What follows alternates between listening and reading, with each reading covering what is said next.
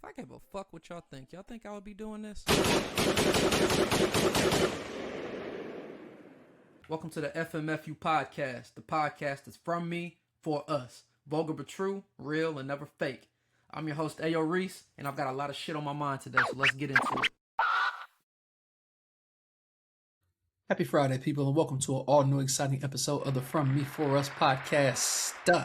Hope your month of May's been going okay. Time has been zooming, man. Like, we're already 3/4 of the way through the month, and to be quite frank, this month has been a little strange.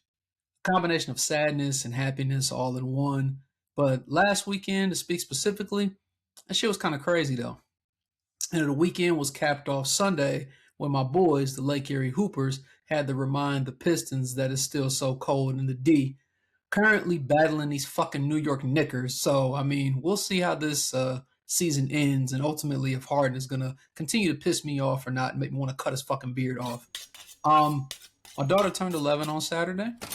Shout out to everybody, who sent the shout outs for the princess. And really, I probably said this multiple times, but it's crazy to think I've been a parent more than like a decade now. Like, who am I really? The plan we had was to take her out with some friends for the day. But of course, Saturdays are baseball game days. On top of this, I wanted to take my old hype beast ass to Linux to see what was really happening with this Swatch and AP collab. So here goes the story. So Saturday, I wake up early, like 7, finish helping with decorations in the dining room, usually decorate for the kids so when they come down, they can see, oh my God, it's my birthday, right? So finish that early. About 8 o'clock, I hop in the whip, I stop at Chick-fil-A, and I take my ass to Linux. So I know the hype for this watch, had people being stupid and lining up a week in advance. So, I told myself, like, listen, if things look dumb as fuck out there, I'm turning right back around. Like, even ahead of the time the night prior, I was doing some TikTok searches, but I didn't see like anything about Atlanta. And I was a little thrown off because we know niggas be liking the nigga out here. So I pull up and, I see some people outside, but it wasn't nothing like what I was seeing in like New York or Houston or whatever other places where there was like these long lines of people in their chairs and stuff. So I'm like, oh, okay, maybe I'll have a shot at this. We'll see. So I park. I know the mall doesn't open till 10, but I'm like, okay, it's people outside. Like, let me go walk and see if I can ear hustle a little bit from all these hype beast motherfuckers that's outside, right? So once I get out there and I walk up, I first noticed like there was a few niggas with like yellow wristbands on. And then like literally 2 minutes later, I noticed a couple niggas walk out of the mall with Swatch bags. This is prior to it opening at 10 o'clock. This is like 9:15 at the time or something. So I'm like, what the fuck is going on? So I jump on TikTok and I realized that niggas in Atlanta, they didn't line up a week early, but niggas definitely was lining up at like 5 a.m. and bum rushing shit and going crazy. And the videos just looked like fucking chaos. Then I got confirmation that apparently security was giving out wristbands to people in the crowd randomly, just like how the bouncers be granting access to random bad bitches that live on Sundays. Hey, bitch, you come here, you. Like, this is what they were doing. So, like, this is how those few dudes were able to go in and come out with the watch. So then, like, I told you the guy comes outside with the bag, and, like, you should have seen how, like, people were swarming this nigga.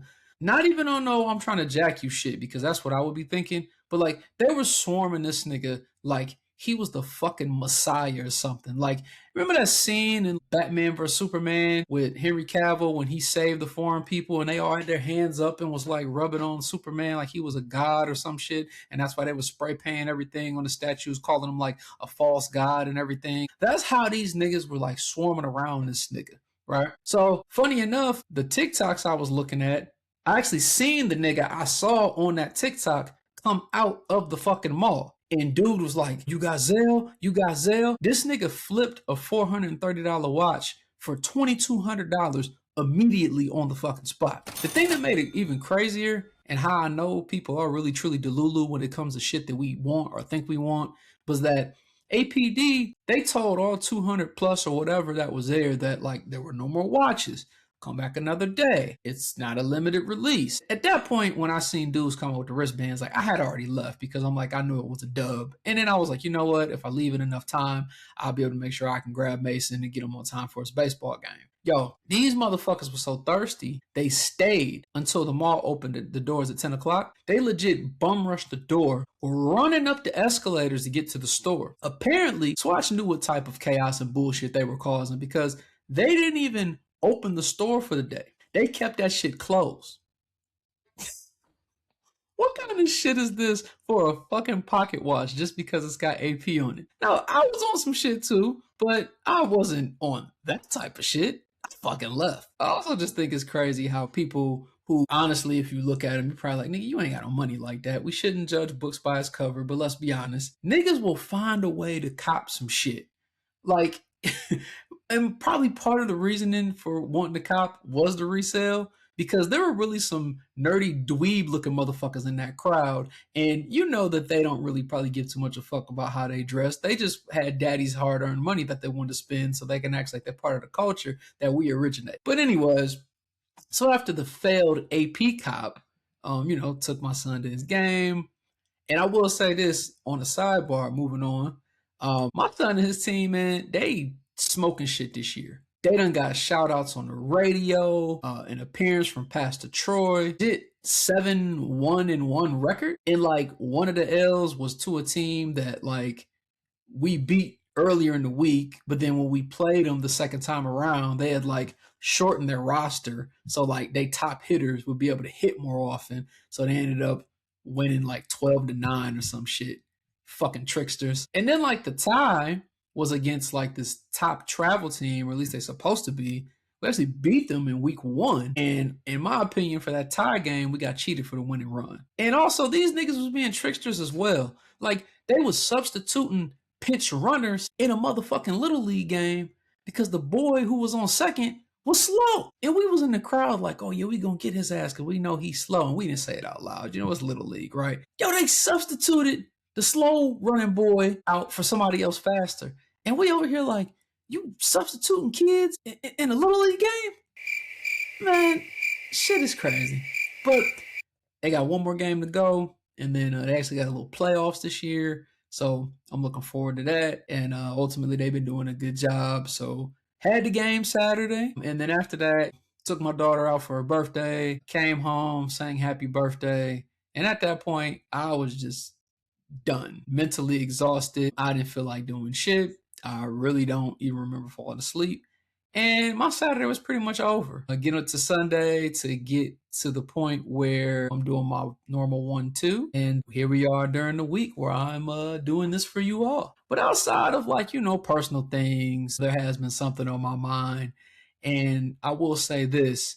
We talked about Sunday with the Cavs reminding the Pistons it's so cold in the D. We talked about my personal Saturday activities. But to be probably all the way honest with you, people don't give too much a fuck about what I got going on, right? The biggest thing of May is what happened on Friday. And that was the boy dropping not 1, not 2, but 3 fucking albums. It's the FMFU podcast, bitch.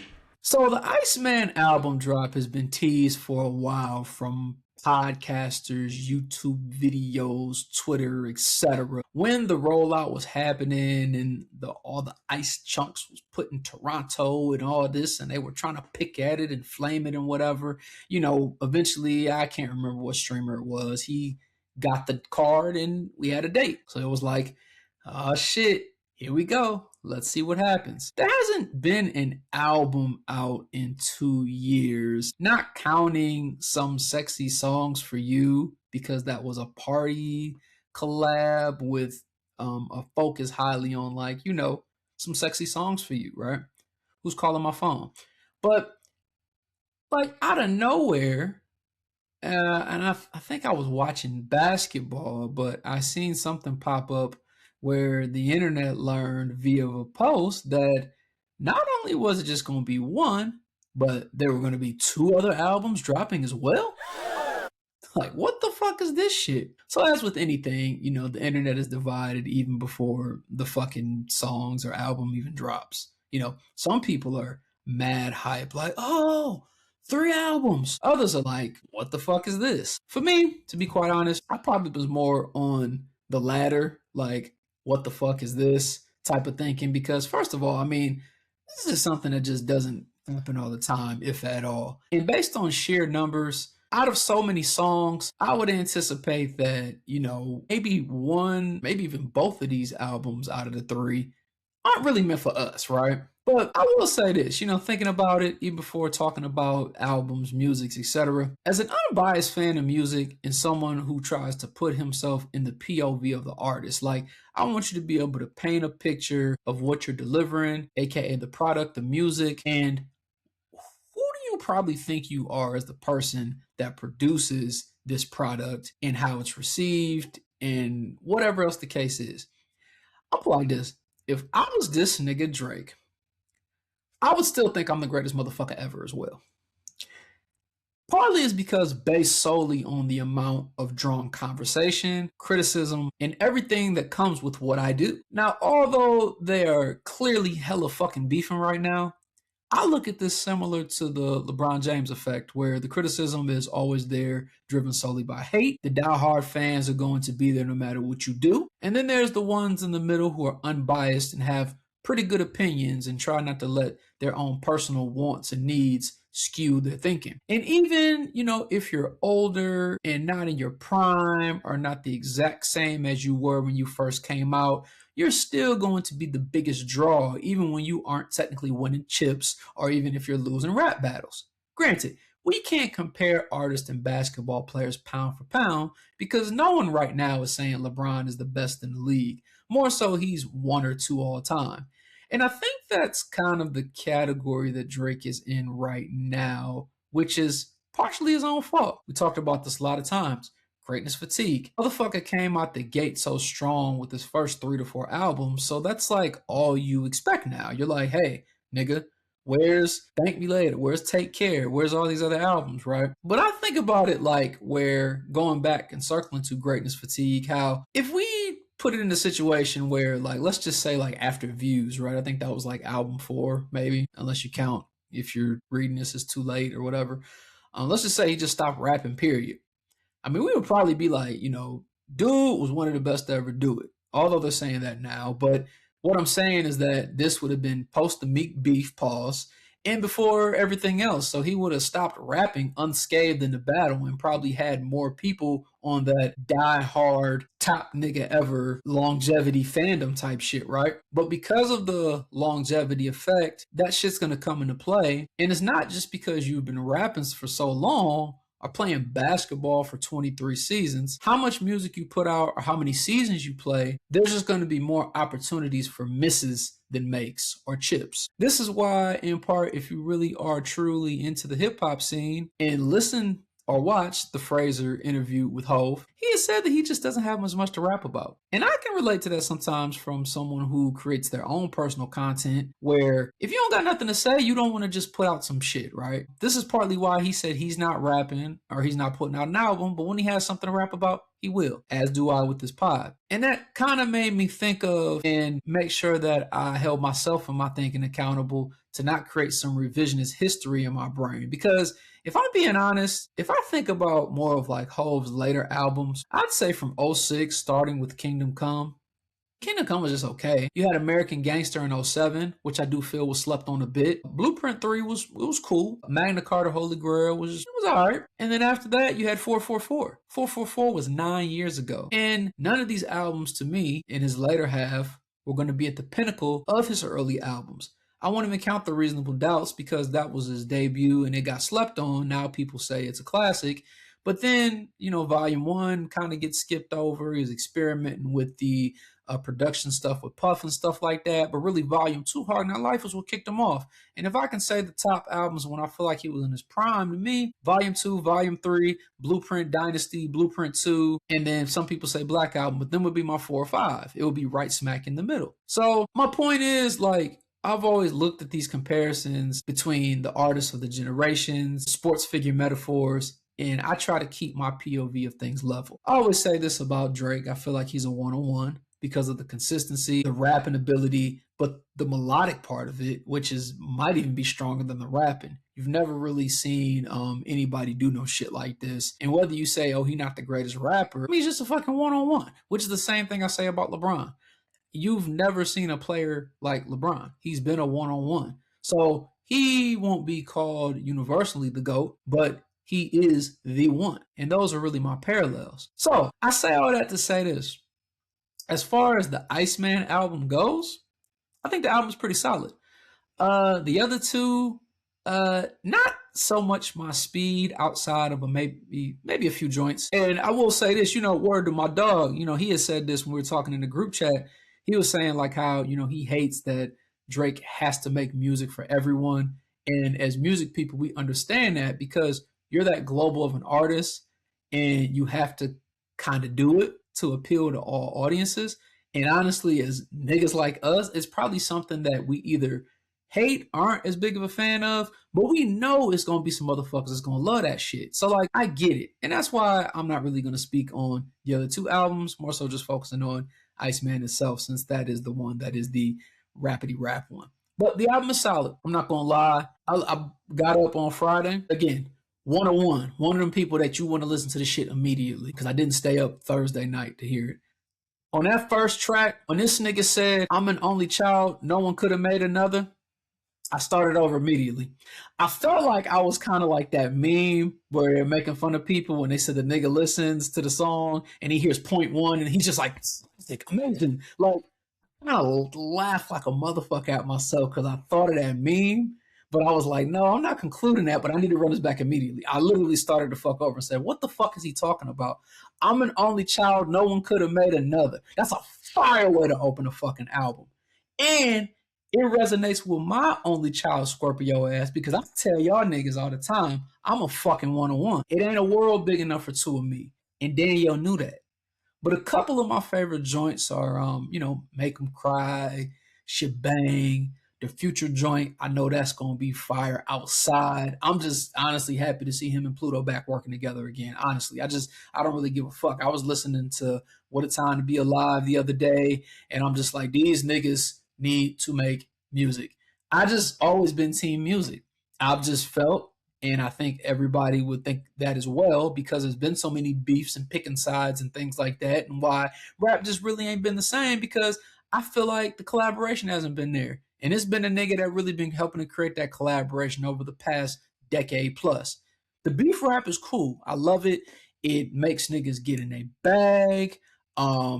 Rap about shit, really put your mind to it and focus, and it's really a battle, but it's always finite. It's not really infinite.